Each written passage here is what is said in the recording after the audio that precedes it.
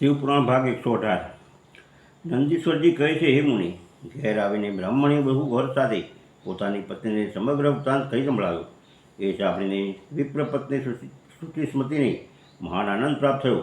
એ અત્યંત પ્રેમપૂર્વક પોતાના ભાગ્યની પ્રશંસા કરવા લાગી. તદનંતર સમય થવા પર બ્રાહ્મણ દ્વારા વિધિપૂર્વક ગર્ભદાન કર્મ સંપન્ન કરવાથી તે નારી ગર્ભવતી થઈ. પછી વિદ્વાન મુનિએ ગર્ભસ્પંદન કરવા પૂર્વજ પુસ્તોની બુદ્ધિ માટે બ્રહ્મ ગૃહસૂત્રમાં વર્ણિત વિધિ અનુસાર સમ્યક રૂપે પુરુષ વન સંસ્કાર કર્યો. તત્પશ્ચાત 8મો માસ આવવાથી કૃપાળુ વિશ્વાનરે સુખરૂપપૂર્વક પ્રસવ થાય એ અભિપ્રાયથી ગર્ભના રૂપની સમૃદ્ધિ કરનાર સેમંતના સંસ્કાર સંપન્ન કર્યા.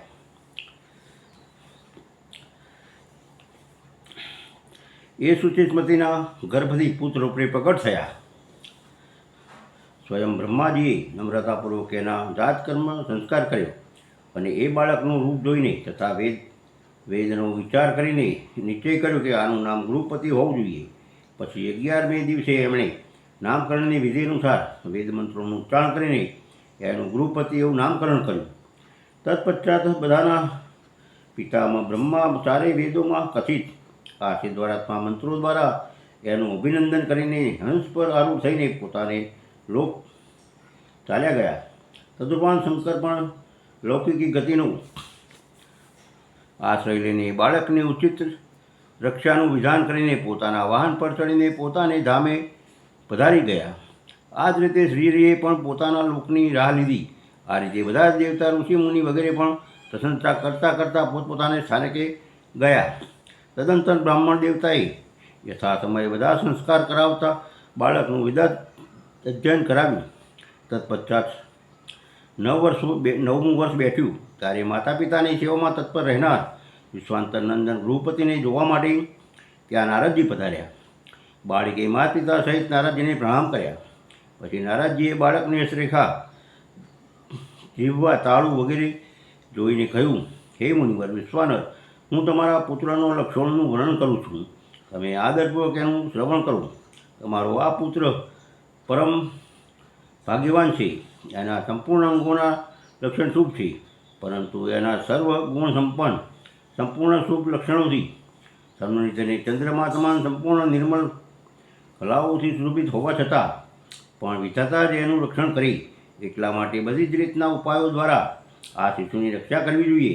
કેમ કે વિધાતા જો વિપરીત હોય તો ગુણ પણ દોષ બની જાય છે. મને શંકા છે કે એના 12મા વર્ષમાં એના પર વીજળી અને અગ્નિ દ્વારા વિઘ્ન આવશે. આમ કહીને નારદજી જેવા આવ્યા હતા તેવા જ દેવલોક ચાલ્યા ગયા. એ શરદકુમારજી નારદજીનું કથન સાંભળીને પત્ની સહિત વિશ્વનરે સમજી લીધું કે આ તો બહુ ભયંકર ગ્રાહ થયો. પછી તો તે હાય, હું મરી ગયો એમ કહીને છાતી કૂટવા લાગ્યા અને પુત્ર શોકથી વ્યાકુળ થઈને ઘેરી મૂર્છાને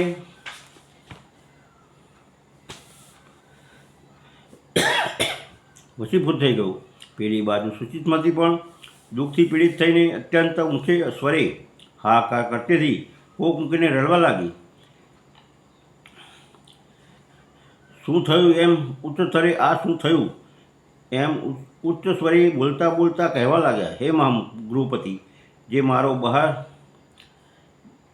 વિચરનારો પ્રાણ, મારી બધી ઇન્દ્રિયોના સ્વામી તથા મારા અંતરાત્મામાં નિવાસ કરનાર છે, એ ક્યાં છે? ત્યારે માતા પિતાને આ રીતે અત્યંત શોકર જોઈને શંકરના હાથથી ઉત્પન્ન થયેલા એ બાળક ગૃહપતિ મંદસ્મિત કરીને બોલ્યા.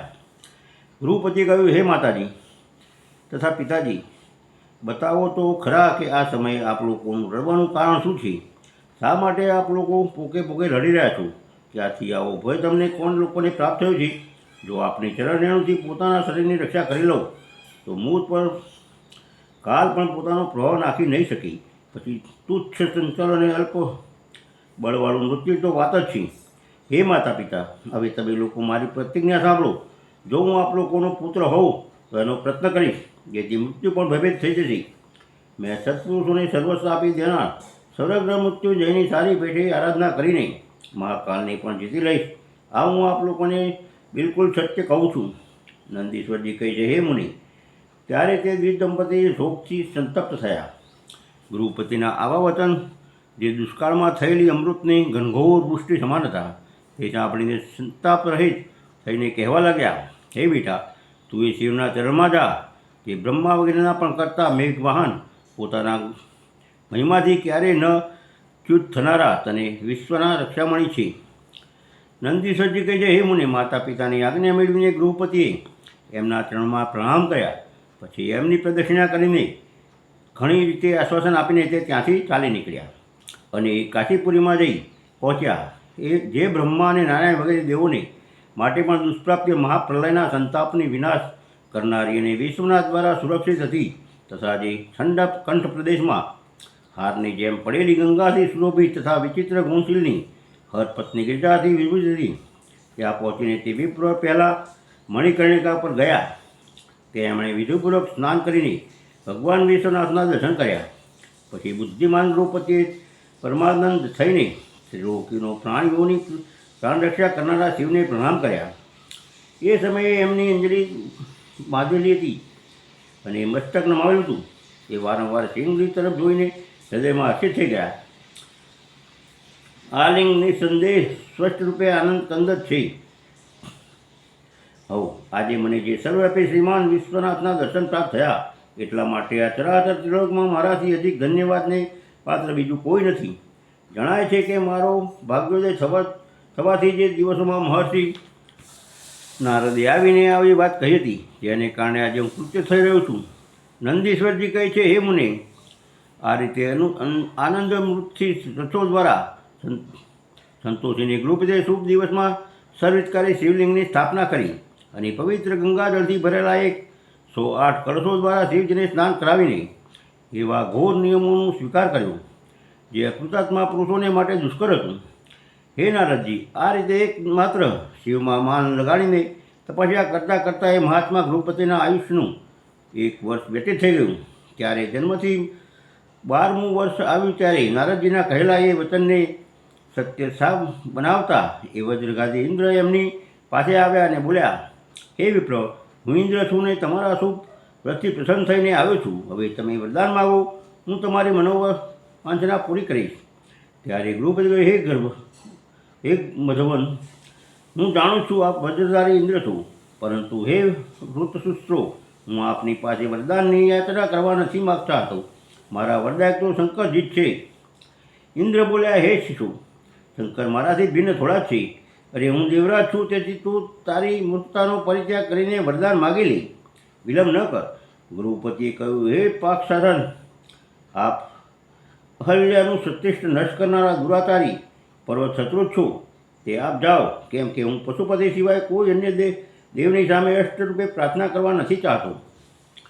નંદીશ્વરજી કહે છે, હે મુનિ, ગૃહપતિનું વચન સાંભળીને ઇન્દ્રના નેત્રો ક્રોધથી લાલ થઈ ગયા. એ પોતાના ભયંકર વજનને ઉઠાવીને બાળકને ડરાવવા ધમકાવવા લાગ્યા. ત્યારે વીજળીની જ્વાળાઓથી વ્યાપ્ત હતી વ્રજને જોઈને બાળક ગૃહપતિને નારદજીના વાક્યોનું સ્મરણ થયું. પછી તો એ ભયથી વ્યાકુળ થઈને મૂર્છિત થઈ ગયું. તદંતર અજ્ઞાનકારને દૂર ભગાડનાર ગૌરીપતિ શંભુ ત્યાં પ્રગટ થઈ ગયા અને પોતાના અસ્ત્રશસ્ત્રથી એને જનજીવન આપતા બોલ્યા, હે વત્સ, ઉઠ, તારું કલ્યાણ થાવ. ત્યારે રાત્રિના સમયે બધા થયેલા કમળની જેમ એમાં નેત્ર કમળ ખુલી ગયા અને એણે ઉઠીને પોતાની સામે સેંકડો સૂર્યોથી પણ અધિક પ્રકાશમાન શંભુને જોયા. એમના લટાર ત્રીજું નેત્ર ચમકી રહ્યું હતું. ગળામાં નીલચિહ્ન નીલકંઠ હતું. ધજા પર વૃષભનું દેખાઈ રહ્યું હતું. વામ અંગે ગિરજાદેશી બિરાજમાન હતા. ગૃહપતિને સ્પષ્ટ સમજી લીધું કે આ મહાદેવ જ છે. ત્યારે હર્ષનો મારે એ નેત્રોથી આંસુ વહવા લાગ્યા. આંખો છલકાઈ ગઈ, કંઠ વિરોધ થઈ ગયું, ગદગદ થઈ ગયું, આખા શરીરે રોમાંચિત થઈ ગયા. તે ક્ષણભર તો પોતાની જાતને ભૂલીને ચિત્રકૂટ અને ત્રિબોધક પર્વતની જેમ નિશ્ચલ ઊભો રહી ગયો. જ્યારે એ સ્તવન કરવા લાગ્યા અને નમસ્કાર કરવા અથવા કહ્યું પણ કહેવા સમર્થ ન થઈ શક્યા, ત્યારે શિવજી જ મંત્રિત કરીને બોલ્યા. શિવજીએ કહ્યું, હે ગૃહપતિ, એવું જણાય છે કે તો વજ્રધારી ઇન્દ્રથી ડરી ગયો છે. હે વત્સ, તારે ભયભીત થવાની જરૂર નથી, કેમ કે મારા ભક્ત પર ઇન્દ્ર અને વ્રતની તો વાત જ જવા દે, યમરાજ પણ પોતાનો પ્રભાવ પાડી શકે નહીં. એ તો મેં તારી પરીક્ષા લીધી છે અને મેં જ તને ઇન્દ્રનું રૂપ ધારણ કરીને ડરાવ્યો છે. હે ભદ્ર, હવે તને વરદાન આપું છું. આજથી તું અગ્નિપદનો ભાગી થઈ જઈશ. તું સમસ્ત દેવતાઓને માટે વરદાતા બનીશ. હે અગ્નિ, તું સમસ્ત પ્રાણીઓની અંદર જઠરાગ્નિ રૂપે વિચરણ કરીશ. તને દિક્પાલ રૂપે ધર્મરાજ અને ઇન્દ્રની મધ્યમાં રાજ્યની પ્રાપ્તિ થશે. તારા દ્વારા સ્થાપિત આ શિવ તારા નામે અગ્નિશ્વર નામથી પ્રતિષ્ઠ થશે. એ સ્વર પ્રકારના તેજોની વૃદ્ધો કરનાર થશે. જે લોકો અગ્નિશ્વરલિંગ સિંહના ભક્ત થશે એમને વીજળી અને અગ્નિનો ભય નહીં લાગે.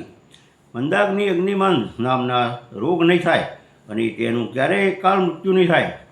કાશીપુરમાં સ્થિત સંપૂર્ણ સમૃદ્ધિઓના પ્રદાતા અગ્નિશ્વરની સારી પેઠે રચના કરનાર ભક્તિ પ્રારબ્ધવશ કોઈ અન્ય સ્થાનમાં પણ મૃત્યુ પામશે તો પણ એ વૃદ્ધિલોકના પ્રતિષ્ઠિત થશે.